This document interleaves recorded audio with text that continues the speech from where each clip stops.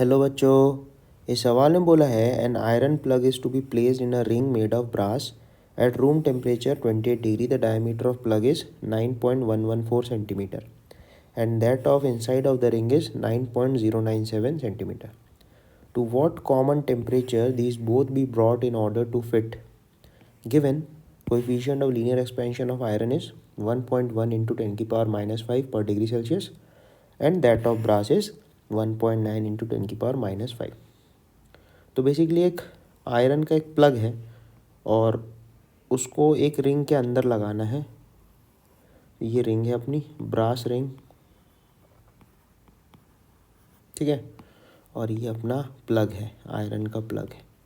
अब initially 28 degree temperature जब है तब प्लग का डायमीटर एक्चुअली ज़्यादा है. Diameter of plug is 9.114 centimetre. ये 28 डिग्री की कहानी है.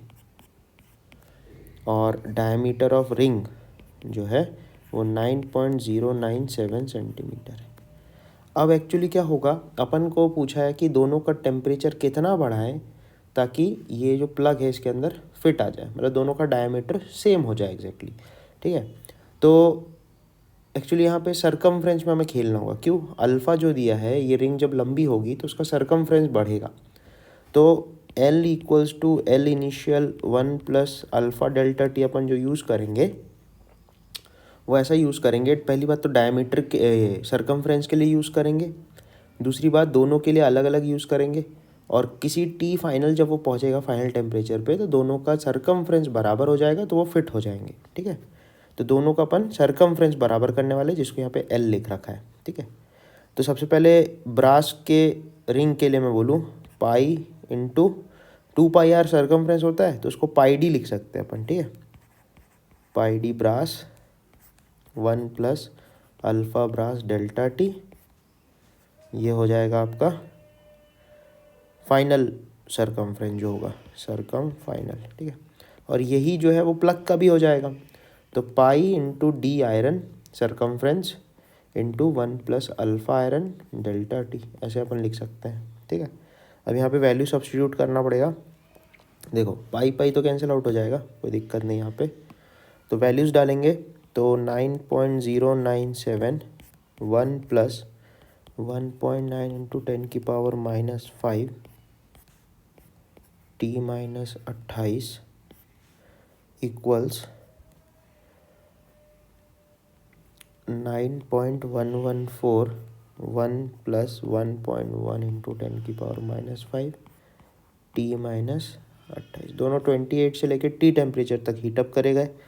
ठीक है, अब मैंने क्या किया, मैंने ये 1 के साथ के जो कोएफिशिएंट आने वाले हैं उनको एक तरफ ले लिया. तो ये बनेगा 9.097 इंटू ये वाली चीज़ में लिख रहा हूँ यहाँ पे 1.9 इंटू 10 की पावर माइनस 5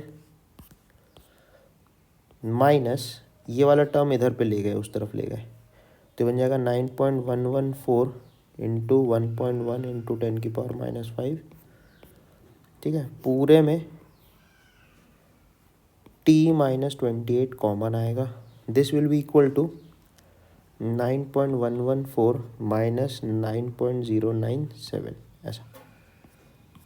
ठीक है, तो यहाँ से अपने को मिलेगा 7.2589 इंटू 10 की power minus 5 into t minus 28. This will equal to 0.017. तो यहाँ से टी की वैल्यू मिलेगी अपन को 28 वहाँ चला गया प्लस 0.017 डिवाइडेड बाय 7.2589 10 की पावर माइनस 5. यहाँ जब आप टी निकालोगे तो आएगा 262.195 डिग्री सेल्सियस.